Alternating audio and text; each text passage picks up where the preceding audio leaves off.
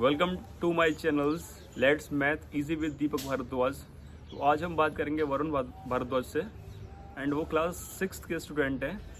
And जैसे कि मैंने आपको बताया था कि मैथ बहुत हार्ड लगता है लोगों को, तो मैं सोच रहा हूँ कि मैथ को एक अलग नज़रिए से पढ़ाऊँ, बहुत ही इंटरेस्ट क्रिएट करके पढ़ाऊँ मैथ को।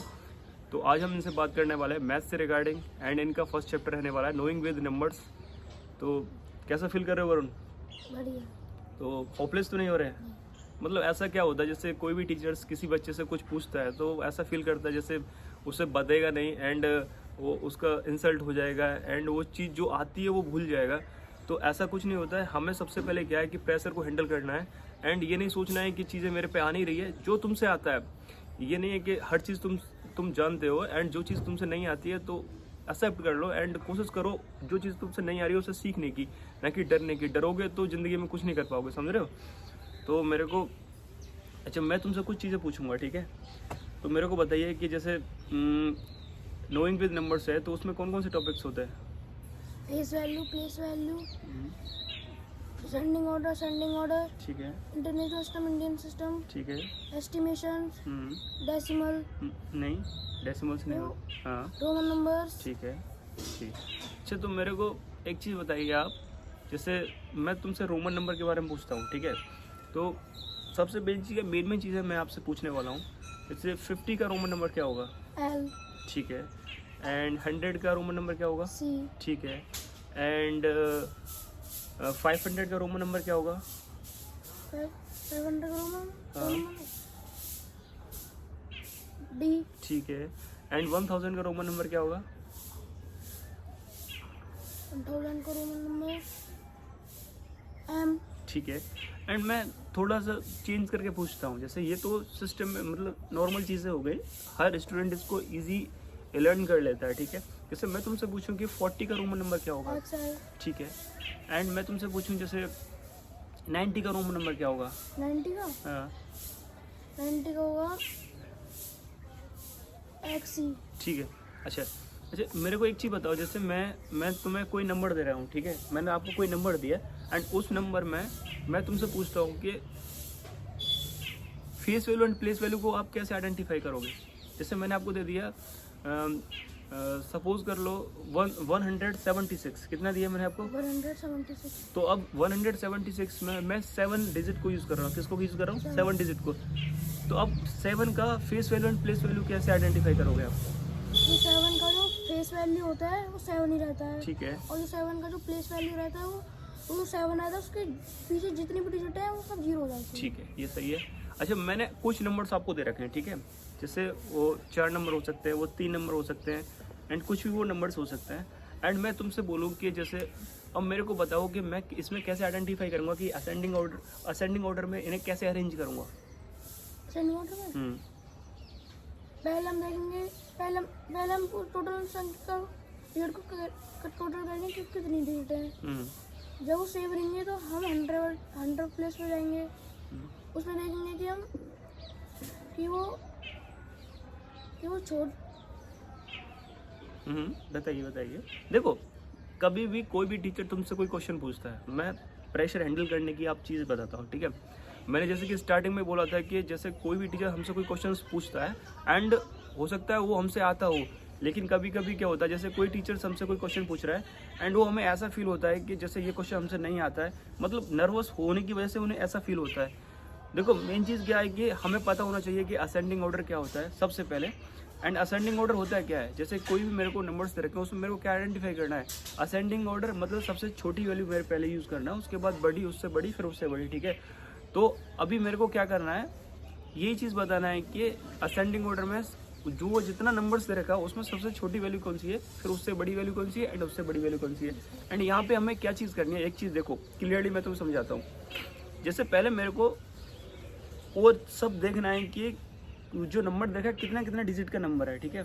सपोज करो वो नंबर सभी सेम डिजिट का नंबर है, ठीक है? तो अभी तो आइडेंटिफाई करना डिफिकल्ट हो जाएगा। सपोज करो वो 3 डिजिट का नंबर है, तो 3 डिजिट में क्या हो गया? 1s हो गया, 10s हो गया, 100 हो गया। तो मेरे को सभी का 100 डिजिट वाला नंबर चेक करना है। वो नंबर जिसका सबसे छोटा होगा वो सबसे पहले आएगा। सपोज कर लो कि वो 100 वाला जो नंबर है सबका सेम है, फिर हम क्या करेंगे 10th डिजिट वाला नंबर चेक करेंगे। एंड अब जो 10th डिजिट वाला नंबर सबसे छोटा है वो सबसे पहले आएगा। मान लीजिए वो 10th डिजिट वाला नंबर भी सब क्या है सेम है, फिर 1st डिजिट वाला चेक करेंगे, ठीक है, यही प्रोसीजर रहेगा।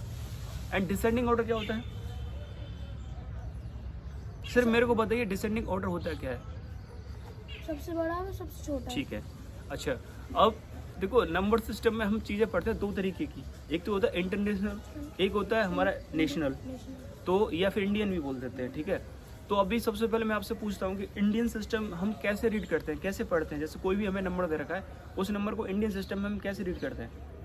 1, ठीक है। 10, 100, हाँ 1000, हाँ 100, 10,000, 100। इंडियन सिस्टम में बताओ। देखो प्रेशर को जब तक कंट्रोल नहीं करोगे कोई चीज़ें नहीं आ सकती। मैं भी एक मैथ का टीचर हूँ, लेकिन मेरे को ये चीज़ें कब आती हैं, मैं कब सीखता हूँ इन चीज़ों को? जब मैं खुद पढ़ता हूँ। एंड पढ़ने से ऐसा नहीं होता कि फर्स्ट टाइम में मेरे को वो सब चीज़ें आती हैं। बहुत सी ऐसी चीज़ होती है जब मैं उसे सॉल्व आउट करने बैठता हूँ तो वो क्वेश्चन मेरे पे नहीं होता है, तो मैं उसे क्या करता हूँ, उसे बाय इंटरनेट के या फिर मेरे पास बुक्स है, अदर बुक्स है, उसमें उसका सॉल्यूशंस देखता हूँ एंड उससे रिवाइज करता हूँ एंड फिर चीज़ें मैं सीखता हूँ। तो जैसे आप स्टूडेंट हो तो कभी भी ऐसा फील मत करो जैसे तुमसे कोई क्वेश्चन नहीं आया, ठीक है, नहीं आया, उसे हम लर्न करते हैं, सीखते हैं, ठीक है। एंड अभी जो मैं ये इस तरीके से मैं पढ़ाना स्टार्ट कर रहा हूँ अपने स्टूडेंट्स को, तो ये इसीलिए कर रहा हूँ कि वो ना प्रेशर को हैंडल करना सीखे। तो दोबारा से बताओ इंडियन सिस्टम क्या होता है? 1, 10, 100, 1000, 10,000, लाख, 10 लाख, करोड़, 10 करोड़। आ गया ना? देखो कोई भी चीज़ मैं इसलिए बोलता हूँ कि हो सकता है फर्स्ट टाइम में मेरे से गलत हो जाए कोई भी चीज़, तो हमें एटलीस्ट उसे एक बार रिवाइज करना चाहिए, एक बार देखना चाहिए, कहीं ऐसा ना हो जल्दबाजी हमने गलत कर दी है। तो जब भी आप मैथ के कोई भी सॉल्यूशंस करते हो, पेपर एग्जाम कुछ भी दे रहे हो, तो उसे क्या करो, एक बार रीचेक करना जरूरी है। समझ में आ रहा नहीं आ रहा है? अच्छा, तो अब बात करेंगे इंटरनेशनल सिस्टम की। तो जैसे कोई भी हमें नंबर्स दे रखा है तो उसे इंटरनेशनल सिस्टम में किस तरीके से रीड करेंगे? 1, 10, 100, 1000, 10,000, 100,000, million, millions, good, 10 million, 100 million। शाबाश, ठीक है। अच्छा, अब हमारा क्या हो गया, नंबर सिस्टम्स हो गया, प्लेस वैल्यू फेस वैल्यू हो गया, असेंडिंग डिसेंडिंग हो गया, एंड हमारा रोमन्स नंबर्स आ गया। अभी एक और टॉपिक बच जाता जो कि स्पेशली बहुत ही इंपॉर्टेंट टॉपिक है, तो वो टॉपिक है एस्टिमेशंस, ठीक है। तो एक्चुअली मतलब मैं तुमसे मतलब सिंपली वे में पूछता हूँ कि एस्टिमेशन एक्चुअली होता क्या है? मतलब जैसे मेरे को कोई भी एक नंबर दे रखा है, ठीक है, मैंने आपको कोई भी नंबर दे दिया XYZ, सिंपली कोई नंबर दे दिया, जैसे मैंने दे दिया आपको 121, कितना दे दिया? 121। अब मैं आपसे किस तरीके से पूछूंगा क्वेश्चन उसमें? मैं पूछूंगा कि इसे एस्टिमेट करो नियरेस्ट 10, एस्टिमेट करो नियरेस्ट 100, या फिर इस तरीके से पूछो राउंड ऑफ करो नियरेस्ट 100 या नियरेस्ट 1000 या नियरेस्ट 10,000, ये कितना भी पूछ सकता है। तो यहाँ मेरे को तुम्हें समझाना है कि ये मतलब एक्चुअली में इसे सॉल्व आउट कैसे करते हैं। तुम्हारा जैसे हिंदी में बोलना है, इंग्लिश में बोलना है, अपना लैंग्वेज में मेरे को समझाओ, जिससे मेरे को ऐसा मतलब फील हो कि हाँ एस्टिमेशंस के जब क्वेश्चन आएंगे तुम इजीली उन्हें कर सकते हो। जैसे मैं तुमसे पूछता हूँ कि नियरेस्ट 100 मेरे को कुछ करना है, तो किस तरीके से मैं क्या करूँगा नियरेस्ट 100? जैसे हमें कोई डेट दे रखी है 121, ठीक है, कोई नंबर दे रखा है, ठीक है, तो हम उसे 100 डेट को देखेंगे। अगर वो नहीं, जैसे मैं आपसे पूछ रहा हूँ कि जैसे 121 कोई नंबर दे रखा है, अब मैं उसे नियरेस्ट 100 करवा रहा हूँ, तो किस तरीके से करेंगे? नियरेस्ट 100 करवा रहा हूँ आपको, तो हम 100 डेट को देखेंगे, अगर वो 5 से बड़ी है। नहीं, देखो यहीं पे गलती है। अभी देखो जब भी मेरे से एस्टिमेशंस पूछा जाएगा तो अच्छे से समझ लो क्या होता है एस्टिमेशंस। देखो जब भी मेरे से वो एस्टिमेशन के बारे में कुछ भी पूछ रहा है, तो जैसे उसने मेरे को क्या एक ऑर्डर दिया, क्या दिया, जैसे नियरेस्ट 100 पूछा है या नियरेस्ट 10 पूछा है, ठीक है, तो जितना भी उसने पूछा है उसको नोटिस करना है। जैसे उसने बोला नियरेस्ट 100, तो मेरे को 100 वाला डिजिट चेक नहीं करना है, उससे जस्ट पहली वाली डिजिट चेक करनी है, ठीक है। जैसे उसने 100 पूछा तो मेरे को 10th डिजिट को क्या करना है, चेक करना है। अब देखना है कि वो 10th डिजिट जो है वो 5 से कम है या 5 से बड़ी है या 5 के इक्वल है। देखो यदि वो डिजिट 5 या 5 से क्या है, बड़ी है, तब मेरे को क्या करना है, वो 10th digit and 1st digit को क्या कर देना है, 0 कर देना है। एंड जो मेरे से पूछा उसने नियरेस्ट 100, उस 100 वाले डिजिट में 1 को ऐड करना है, ठीक है। यदि वो जो टेंस वाला डिजिट क्या है 4 या 4 से कम है तो 1 एंड 10 डिजिट को 0 करना है, लेकिन 100 डिजिट में कोई भी चेंज नहीं करना है। एंड यही प्रोसीजर चलता है। वो जब वो 1000 वाला डिजिट पूछेगा, यानी कि राउंड ऑफ नियरेस्ट 1000 पूछेगा, तो 1000 को नहीं देखना है, 100 को देखना है। एंड 100 का वही प्रोसीजर रहेगा। वो डिजिट 5 या 5 से बड़ी होगा तो 100 टेंस एंड 0 वंस को क्या कर दूंगा, मैं 0 कर दूंगा एंड 1000 डिजिट में 1 को ऐड करूंगा। लेकिन यदि मेरा 100 डिजिट क्या होता है 4 या 4 से कम होता है तो मैं क्या करूंगा, 1 टेंस 100 को 0 कर दूंगा, लेकिन 1000 में कोई भी चेंजेस नहीं करूंगा। समझ में आ रहा नहीं आ रहा है? तो कैसा लगा? अच्छा। देखो, स्पेशली मैं अपने स्टूडेंट्स को या फिर सोशल मीडिया पे ये बताता हूँ कि देखो,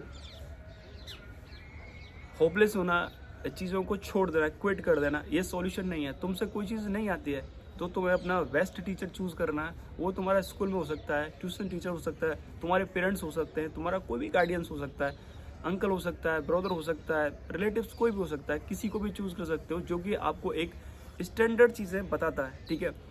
एंड चीज़ों को क्विट मत करिए। जैसे मैथ के स्टूडेंट्स होते हैं, मैथ हार्ड लग रहा है, बायो ले जाएंगे, तो सिर्फ हार्डनेस की वजह से यदि कोई भी तुम चीज़ें को क्विट कर रहे हो एंड दूसरी चीज़ों में जा रहे हो, वो एक सॉल्यूशन नहीं है। चीज़ें हमसे नहीं आती हैं, सीखते हैं एंड सीखते रहेंगे, ठीक है। तो इसी तरीके से सेशन साथ रहेंगे।